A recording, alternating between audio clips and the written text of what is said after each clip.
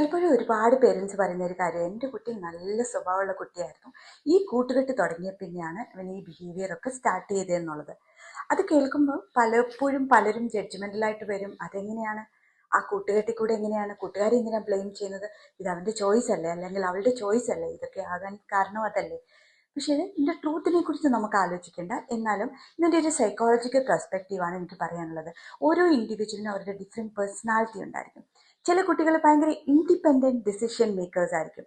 Others കുറച്ച് dependency traits ഉണ്ടാവും. അത് കൂടുതലും പേരൻറ്റിങ്ങിൽ കൂടെ കിട്ടുന്നതാണ്.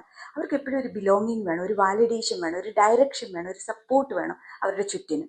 നൗ ഇമാജിൻ ഒരു ടീനേജർ വിത്ത് ഡിപ്പെൻഡൻറ്റ് നേച്ചറുള്ള ഒരാൾ ഒരു കോളേജിലോട്ടോ സ്കൂളിലോട്ടോ വരുമ്പോൾ അവർ കാണുവാണ് വേറൊരു ഫ്രണ്ട്, ഒരു പവർ സീക്കിംഗ് പേഴ്സണാലിറ്റി, സമ്മൺ എല്ലാവരെയും കൺട്രോൾ ചെയ്യാൻ പറ്റുന്ന, ടീച്ചേഴ്സിനെ വരെ നിലയ്ക്ക് നിർത്താൻ പറ്റുന്ന, ഡോമിനേറ്റ് ചെയ്യുന്ന കോൺവെർസേഷൻ, ബൗണ്ടറീസിനെയൊക്കെ ബ്രേക്ക് ചെയ്യുന്ന.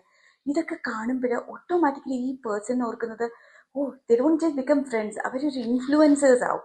ഓഫൻ അത് മാനിപ്പുലേറ്റേഷനിലേക്കിട്ടും മാറാറുണ്ട്. ഇതെല്ലാം തുടങ്ങുന്നത് ഇങ്ങനെയാണെങ്കിലും ലേറ്റർ ഓൺ പിന്നെ അവരെ കൺട്രോൾ ചെയ്യാൻ പറ്റും. നീ ഇങ്ങനെ സംസാരിക്കണം, അവിടെ പോകണം, ഇതൊക്കെ ഉപയോഗിച്ച് തുടങ്ങും, സ്മോക്ക് ചെയ്യാൻ തുടങ്ങും. ആൺകുട്ടികളായാലും ഇങ്ങനെ ആയിരിക്കണം, പെൺകുട്ടികളായാലും ഇങ്ങനെ ആയിരിക്കണം, വീട്ടുകാരോട് നിങ്ങൾ ഇങ്ങനെ ബിഹേവ് ചെയ്യണം, ഇങ്ങനെ സംസാരിക്കണം, റിസ്കി ബിഹേവിയർ ഒക്കെ ഇൻട്രൊഡ്യൂസ് ചെയ്യും. This is part of what psychologist call games people play. Because deep down നമ്മളെല്ലാം അഡ്മയർ ചെയ്യുന്നത് സ്ട്രെങ്തിനെയും കോൺഫിഡൻസിനെയും പവറിനെയൊക്കെയാണ്, ഈവൻ അത് ടോക്സിക് ആണെന്ന് അറിഞ്ഞാൽ പോലും. അതുകൊണ്ട് തന്നെ നമ്മൾ എന്താണെന്നുള്ളത് മറന്നു പോകും. That's why it's so important. പേരൻസിനെ ബ്ലെയിം ചെയ്യുവല്ല വേണ്ടത്, ഒബ്സർവ് ചെയ്യുക, അറ്റാക്ക് ചെയ്യുവല്ല വേണ്ടത്, just gently guide the child. പലപ്പോഴും പേരൻസ് ഈ കാര്യത്തിൽ കുറച്ച് മോശമാണ്. അവരുടെ ഫ്രണ്ടിനെ കുറിച്ച് കുറ്റങ്ങൾ ഇങ്ങനെ പറഞ്ഞുകൊണ്ടിരിക്കും.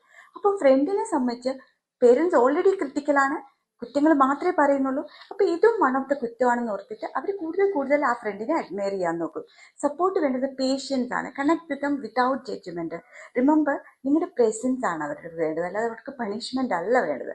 സോ അതിൽ കൂടെ മാത്രമേ നിങ്ങളുടെ കുട്ടീനെ നിങ്ങൾക്ക് തിരിച്ചു വേണമെന്നുണ്ടെങ്കിൽ അവരെ പ്രൊട്ടക്ട് ചെയ്യാനും പറ്റുള്ളൂ. ഗുഡ് ഫ്രണ്ട്സ് എപ്പോഴും എംപവർ ചെയ്യും, ടോക്സിക് വൺസ് കൺട്രോൾ ചെയ്യും, ഒരു പുൾ ഡൗൺ ചെയ്യേ ഉള്ളൂ. അതിൻ്റെ ഡിഫറൻസ് ജെന്റിലായിട്ട് സമയമെടുത്ത് ആ കുട്ടീനെ പറഞ്ഞ് മനസ്സിലാക്കുക. And you support them and you be with them throughout. അതാണ് ഏറ്റവും ഇമ്പോർട്ടൻ്റ് ആയിട്ട് വേണ്ടത്.